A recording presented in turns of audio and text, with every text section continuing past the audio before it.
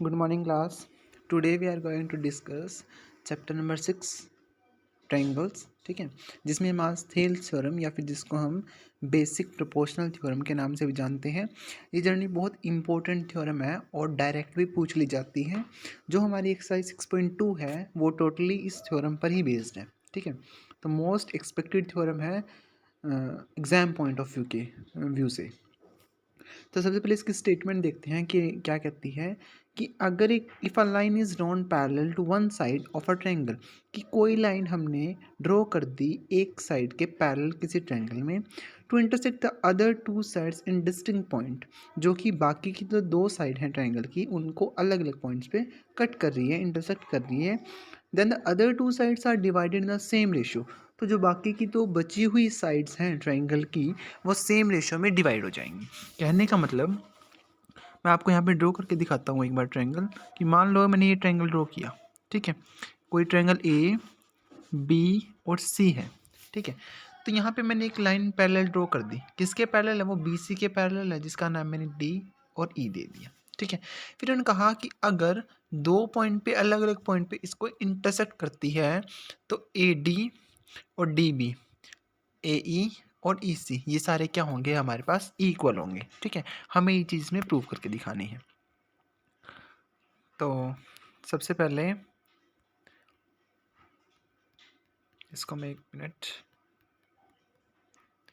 तो यहाँ पर हमें गिवन क्या है कि जो डी ई है वो पैरेलल है किसके? बी सी के. वो हमने गिवन में लगा दिया.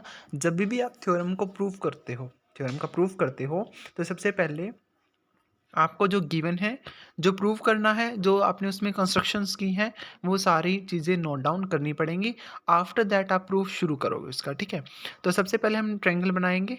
ठीक है, हमें गिवन है D E parallel B C के. तो प्रूव क्या करना है कि A D by D B is equal to A E by E C. ठीक है, इसमें हमने कुछ कंस्ट्रक्शंस की हैं कि जो बी है उसको ई से ज्वाइन करवा दिया, डी को सी से ज्वाइन करवा दिया, डी एन हमने एक परपेंडिकुलर डाल दिया ए सी पर, और ई एम परपेंडिकुलर डाल दिया ए बी पर. हमने परपेंडिकुलर क्यों डाला? क्योंकि हम यहाँ पर किसकी बात करेंगे? ट्रायंगल्स की बात करेंगे. और जनरली हमें ट्रायंगल, यहाँ पर हमारे पास जस्ट एक ट्रायंगल था. ठीक है, फिर हमें क्या करना है? ए डी और डी बी जो पार्ट है, ए बी को ए डी और डी बी इस रेशो में डिवाइड करना है. तो उसके लिए हमने एक ट्रायंगल ड्रॉ कर लिया ए डी ई ट्रायंगल के अंदर. ठीक है, अब इसका प्रूफ शुरू करते हैं. सबसे पहले हम ट्रायंगल ए डी ई उठाते हैं. ठीक है, मैं यहाँ पर A D E triangle draw करता हूँ. ए डी और ई हमने ट्रायंगल ड्रॉ कर लिया यहाँ पर. ए डी ई ट्रायंगल में, ठीक है, इसका बेस देखो क्या है? ए डी इसका बेस है.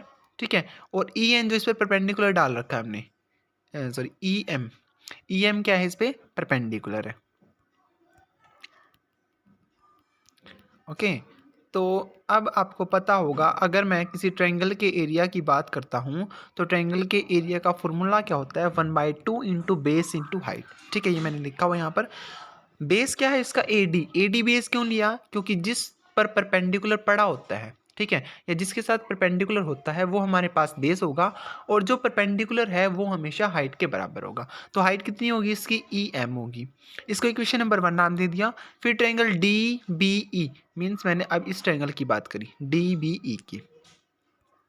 डी बी ट्रायंगल में क्या होगा कि एरिया निकालो इसका same, base into height, formula half into base into height.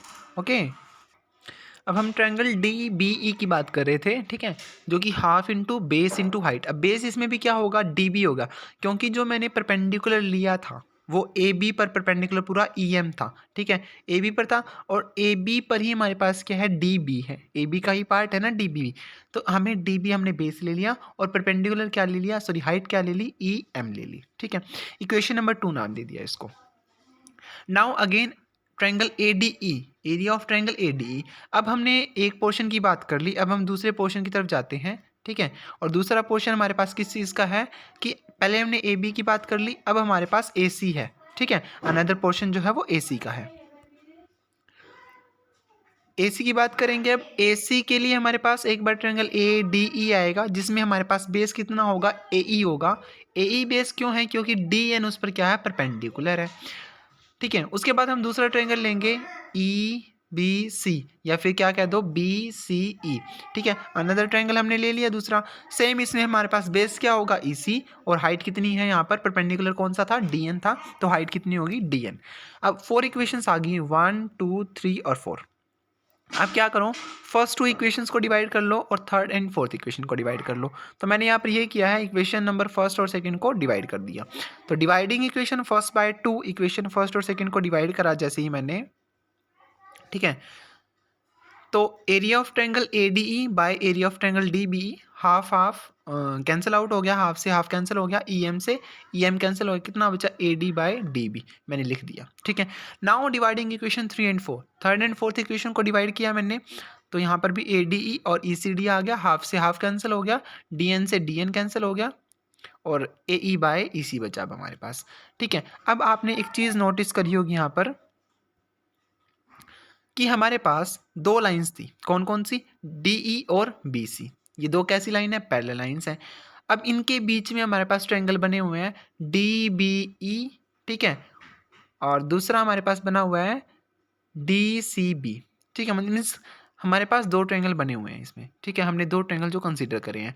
अब एक थ्योरम थी हमारे पास 9th क्लास में, 9th क्लास की थ्योरम है ये, उसका हम रिजल्ट यूज़ करेंगे जस्ट, कि अगर किन्हीं भी 2 लाइंस के बीच में, 2 पैरेलल लाइंस के बीच में हमारे पास मान लो 2 ट्रायंगल्स बन रहे हैं, ठीक है, कोई भी 2 ट्रायंगल है, तो हमेशा जो उनका एरिया होगा, अब जैसे कि हमारे पास यहाँ पर 2 ट्रायंगल बन रहे थे, एक तो DBE था और एक ट्रायंगल ECD था, तो इनका जो एरिया होगा वो कैसा होगा, इक्वल होगा, ठीक है।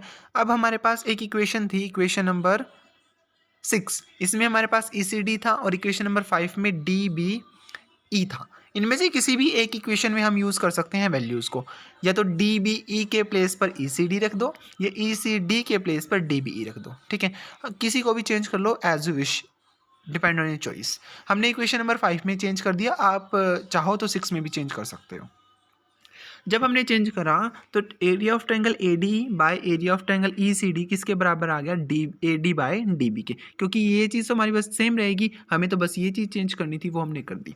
उसके बाद जब हमने कंपेयर किया इक्वेशन नंबर 6 को और इक्वेशन नंबर 8 को, इनकी जो लेफ्ट हैंड साइड थी वो दोनों इक्वल हैं।